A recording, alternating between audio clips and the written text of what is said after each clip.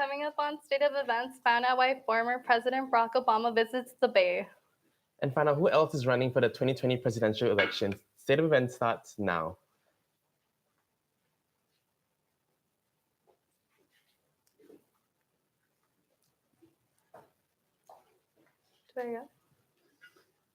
Welcome to State of Events. I'm Karen Alarcon. And I'm Sammy Chua. Let's get down to our top story. Former President Barack Obama takes on the Bay this week. He will partake in My Brother's Keepers Conference in Oakland, hosted by the Obama Foundation. 3 days aim to support boys and young men of color. Sessions will cover efforts to reduce youth violence, impactful mentoring, masculinity, and perspective from community-based leaders. Obama will also team up with the Golden State Warriors, Steph Curry, to host a town hall meeting on Tuesday. San Francisco Mayor London Breed has officially signed legislation giving approval to Eagle Plaza, a long-planned new park in West Soma. Breed hopes that the new signing will serve as a place where San Francisco residents can recognize the leather community and all LGBTQ people for their contributions to Western Soma and the city. Eagle Plaza will be a safe space for people of all ages to gather and will include an open area for neighborhoods, gatherings, events, and performances. A Southern California senator, Senator John Morlach, proposed a new bill on February 15th that could eliminate the speed limit on lanes of Interstate 5 and Highway 99. The bill proposes the construction of 2 additional northbound and southbound lanes to Interstate 5 and Highway 99 that would allow drivers on those 2 lanes to drive faster than the current state speed of 65 miles per hour.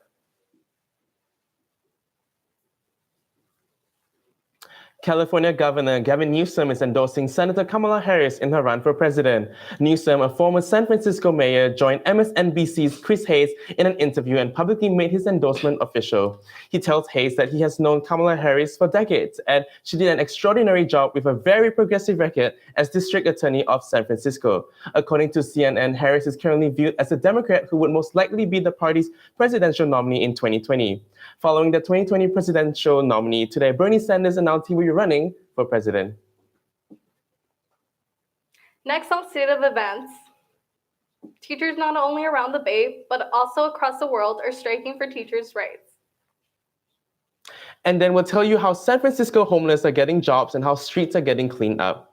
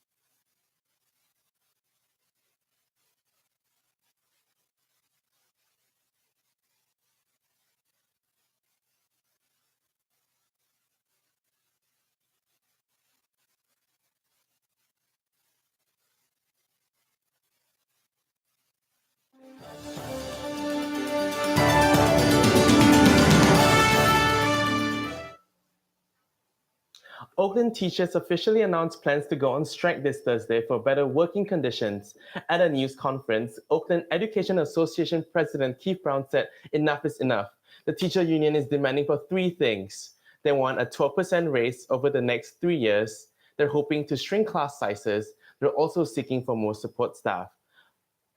Almost immediately after the strike announcement, Oakland Unified School District released an invitation for negotiators to return for talks and to come up with a resolution. 3,000 Oakland teachers plan to attend the strike. The Oakland Teachers Union strike isn't the only one that's bringing in attention. Students in the US, UK, and across the globe are demanding lawmakers to take on action fighting climate change. Lisa Liberniak has the latest scoop around the globe. Lisa? Thank you, Karen and Sam. Valentine's Day this year in Kashmir, India was unfortunately not full of love and chocolate kisses. On Thursday, February 14th, dozens of Indian paramilitary police were killed after a suicide bomber drove an explosive-laden vehicle into the convoy. India, Pakistan, and China all claim partial or complete ownership of Kashmir. India and Pakistan have been fighting over Kashmir since both countries gained their independence in 1947. India's government says it has, quote, incontrovertible evidence of Pakistan's involvement in the attack and says it will downgrade diplomatic relations with the country. On the other hand, the Pakistan-based group Jaish-e-Mohammed terror group recently claimed responsibility for the attack. Moving to the continent of Africa, fake news is spreading quickly in Nigeria, Africa's largest continent.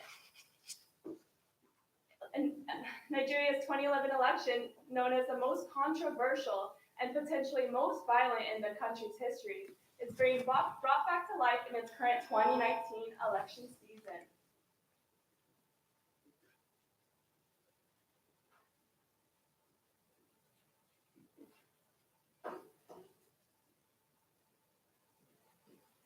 Annoying, like these people seem to be working round the clock.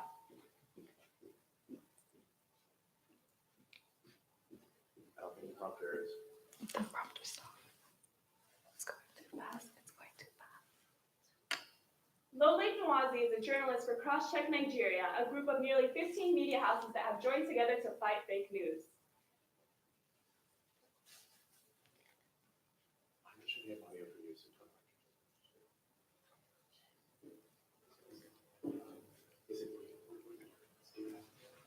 It's not even the right story. It's good. Not the right story.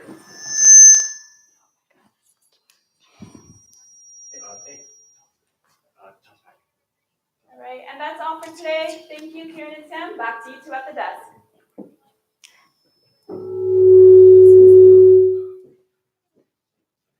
Climate change over given.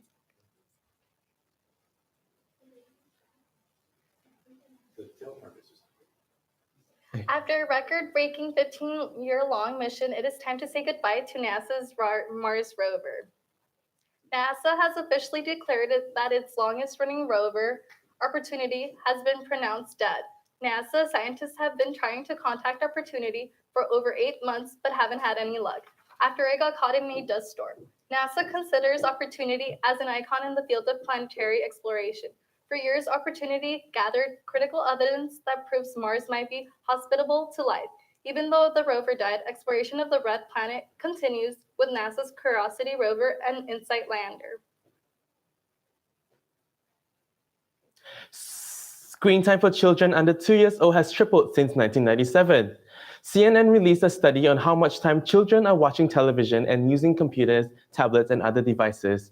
The study reports that the daily screen time used by children under 2 years old went from 1.3 hours in 1997 to more than 3 hours in 2014. Excessive amount of screen time has been linked to cognitive, language, emotional delays, and an increased risk of obesity. The American Academy of Pediatrics recommends children under the age of 18 months to avoid screens altogether. Kids aged 2 to 5 are also suggested to limit screen time to just 1 hour a day. The Catholic Diocese of Oakland, California releases the names of 45 priests, deacons, and religious brothers. Officials say these men are credibly accused of sexually abusing minors. The San Francisco Chronicle said that none of the men are currently in the ministry, but out of those 45 named, 20 were priests. The list goes back to the 1960s, but may grow in the coming months. The people wanted a direct apology from the church, and others simply wanted the Diocese of Oakland to offer more services to its victims. The words click to pray, yes, you heard correctly, came from the Pope after he introduced click to pray during the traditional Sunday address. The app has a timeline of prayers from other app users that you can scroll through, much like social media. There are prayers for weddings, celebrations, and illnesses, and more. You can either click to pray with others or simply leave a comment. San Francisco's trash issue is on the rise, and the city is spending a lot of money to fix the problem. State of Events reporter Alexis Gonzalez has more on the story. Compared to other large cities such as Chicago or Los Angeles, San Francisco spends a majority of the city's money cleaning up their streets.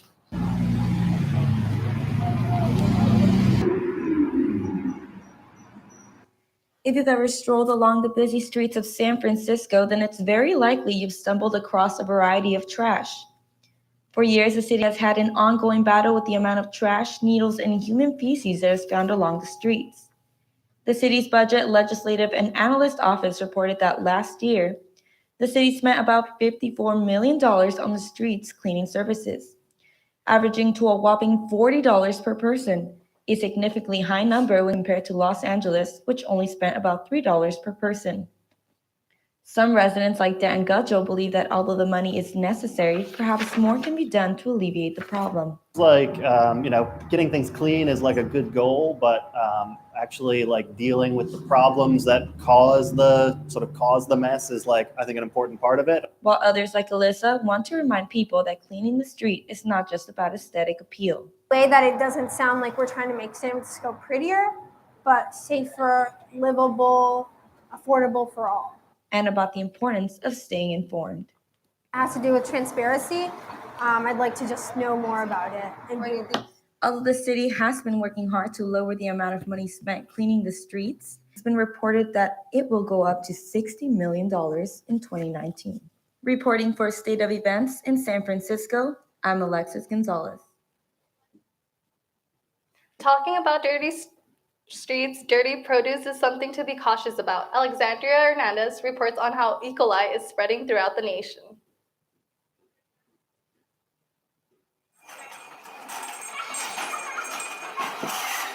Every year, it seems as though produce is pulled off the shelves at grocery stores due to an E. coli outbreak. According to the CDC, last summer, 210 cases were reported in the U.S. We either buy organic, or when we don't buy organic, we just make sure we wash it thoroughly before we eat it, even though it says triple wash. Linda, a local resident, says she wants to know why outbreaks occur so often. I don't know how it started.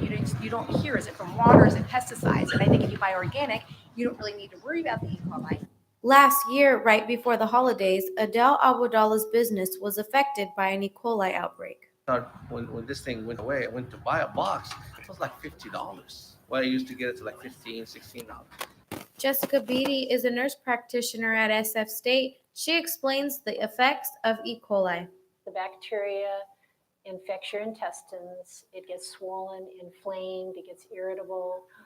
It can be from meat, from produce, from touching animals. To prevent contamination, the CDC recommends washing hands before and after preparing or eating food. Also, store fruits and vegetables away from meat or raw foods. In San Francisco, I'm Alexandria Hernandez. Coming up, we have the priest report. No, we're not talking about the church, but sports. Our sports reporter, Zach Priest, will preach about the sports action after the break.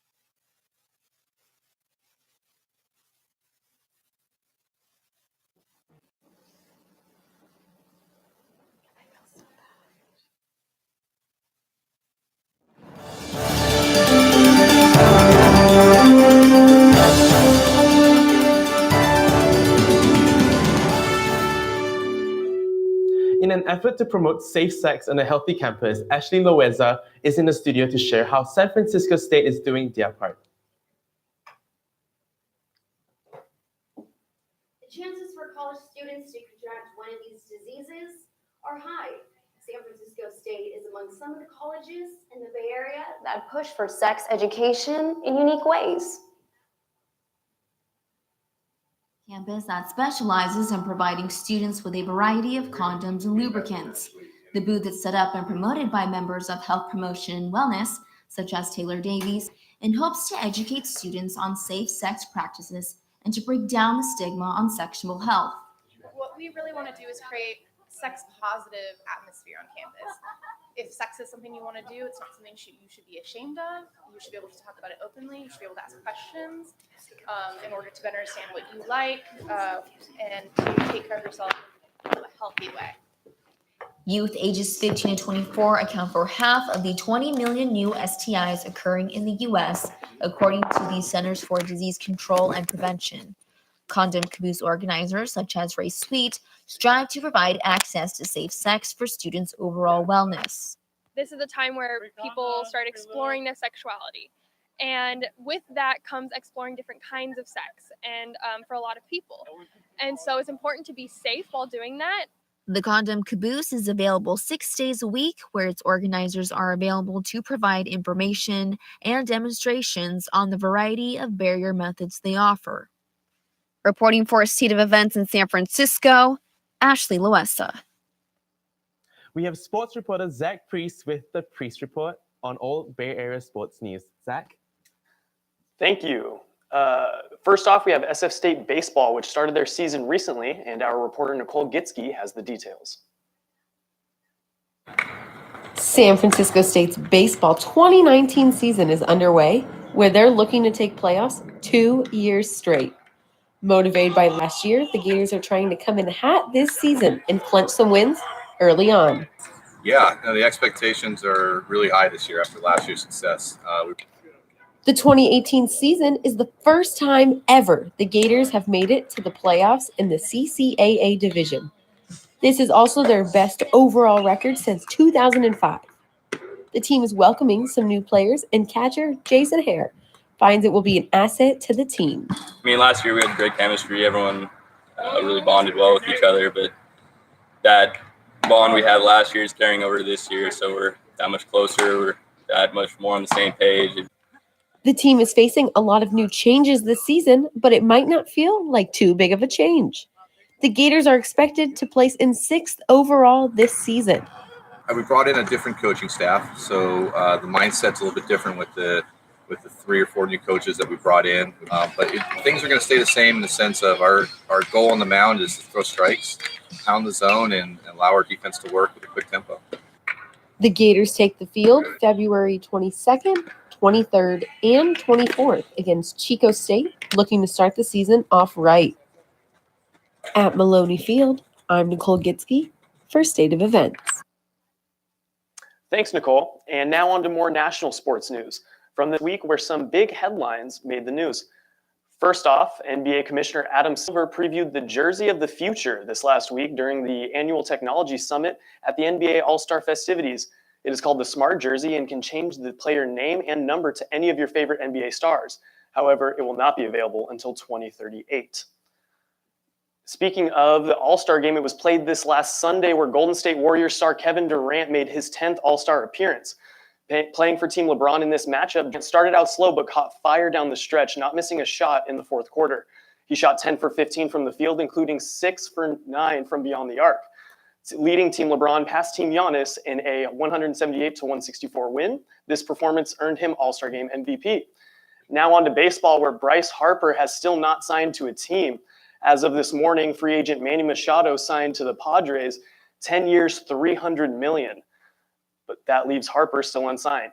Colin Kaepernick has won his case against the NFL for collusion, closing in on an undisclosed amount after being blackballed out of the league for starting a protest of kneeling for the national anthem that went league-wide.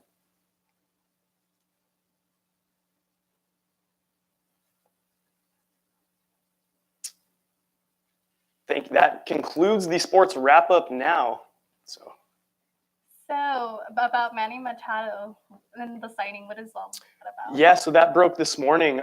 He signed 10 years, 300 million. That's what he was asking for. It's pretty big contracts, but the biggest this offseason. Okay, that's it for State of Events. Well, thank you, Zach. Make sure to follow us on our social media for more updates. That's it for State of Events. We hope to see you next week.